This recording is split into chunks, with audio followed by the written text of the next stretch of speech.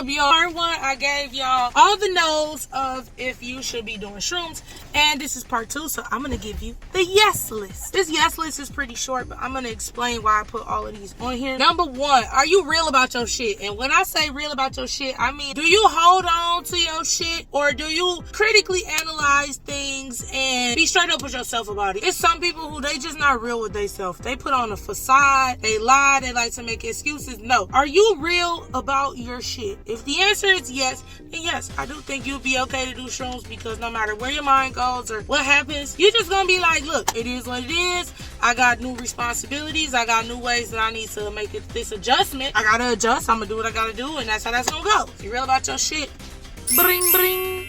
It's a yes. Are you creative? And do you use art to express yourself? If the answer is yes, then I'm gonna give you a bring, bring, a yes on should you do shrooms, because I have not created anything on shrooms yet. However, I do feel that artistic people, their visuals just be slapping. At least for me. I'm a creative in the sense that I do photography. I like to paint. I can't really draw like that, but I do like to explore with colors as far as like fashion, lipstick, makeup, all that stuff like that. I like things that are aesthetically pleasing. I like learning about different art forms and everything of that nature. So I feel like those have been influential to the things that I have hallucinated when I did. Also too, I think the mind of a creative just works a little differently. I think it's wired a lot different than people who are not as creative or not as expressive. When you creative, you literally think outside the box for every single thing, and you understand that there is more than one way to skin a cat, and you apply that to literally everything.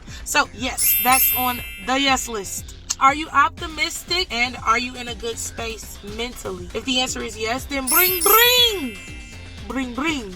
You know what I'm saying? I think that you will be okay doing it. The optimism is just a thing that's like, you know what? I can do this, okay? I fucked up right here, but I can fix it. This situation is temporary. It is not permanent. It is something that I need to work through, get through, and move on from. I think that optimism goes a very long way. And being in a good headspace is just mostly about not jinxing yourself. I'm going to put it like that. When you're in a good headspace, good things continue to happen. And then being in a good headspace, being around good people when you do shrooms, and being in a good physical space, it's just gonna make everything way better. Are you a person who is looking to gain clarity about life and decisions? If the answer is yes, then yes, I think shrooms are good for you, because this gonna sound crazy, but I promise you it's not. When you a person who is looking for clarity, that's what you're gonna get. If you're looking for a hard time, that's what you're gonna get. If you're looking for positivity, that's what you're gonna get. So if in life you're looking for clarity about it and clarity with making decisions, you being real about your shit is gonna give you that, plus your optimism. Now you're gaining all this clarity, and you're looking for different ways to grow and be better as a person. All that ties in. So if your answer is yes, my answer is yes too, because that's a great setup for some good shit to go on. Yeah. So yeah. And last but certainly not least, this gonna sound bad, but I promise you it makes sense, right? If you're a person who has done other hard drugs, are shrooms for you? I mean, at this point, shrooms is probably gonna be nothing compared to some of these other hard drugs that you've done, because I feel like other hard drugs just beat your ass, right?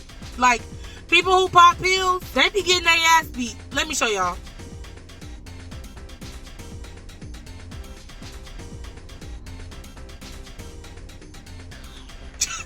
Big Dog is losing against this pill. He lost. He fucking lost. He lost. I don't feel like shrooms has ever made me feel like a crackhead. It's never made me feel like a junkie. I don't feel like I ever felt as if there was an addictive nature to it. And then plus, kind of like weed to a degree. Like when you start gaining a tolerance for a substance, it's not as effective. Do I think it's a gateway drug? No, I don't. But I mean, people who chase highs, like shrooms is not a high that I would chase all the time. Yeah, no, I wouldn't chase that high all the time. Is it a good high to experience? Absolutely, most definitely. But would I chase that? I don't think I would chase that. So that's my short little yes list on should you do shrooms. If you like this video, go ahead and give it a thumbs up. Comment, especially if y'all have more questions that y'all want me to tap into, anything that you want me to expound upon, definitely do that. I might slide some of these like Q&A things over to TikTok. So if you don't follow me on TikTok, I made a new page, super slight update, but I had a TikTok page, the first one, and when shit was going viral, like literally almost every video was getting like thousands and thousands of views in a very short amount of time.